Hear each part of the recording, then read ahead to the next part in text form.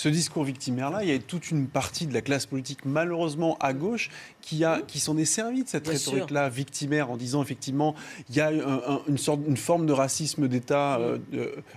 tournée à l'égard des musulmans. Vous savez, il y a 2 ans, 2 ans et demi, je m'étais opposé, j'étais le seul à l'époque aussi, et contre ma famille politique, je m'étais opposé au financement d'une association par la ville de Paris où j'étais élu, d'une association qui tenait un discours complaisant et qui reprenait la rhétorique des terroristes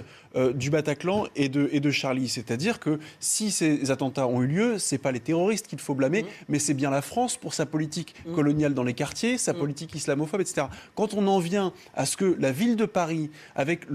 l'argent du contribuable, finance des associations comme celle-ci et nous disent finalement, si vous opposez à ces associations, c'est parce que, monsieur Lissia, vous êtes un raciste et un islamophobe, à un moment, on se prend un mur. Et la lâcheté des élus, je peux vous dire que Jacqueline Eustache-Brinio, dans son registre, et moi dans un autre registre, vous vous retrouvez totalement isolés, totalement esselés dans ces conditions-là. Vous avez l'impression que tout s'écroule parce que c'est précisément ce qui fonde notre pacte républicain qui vole en éclats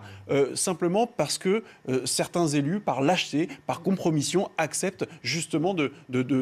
faire des reculades, des petites reculades, mais qui sont in fine des grands pas sur la laïcité.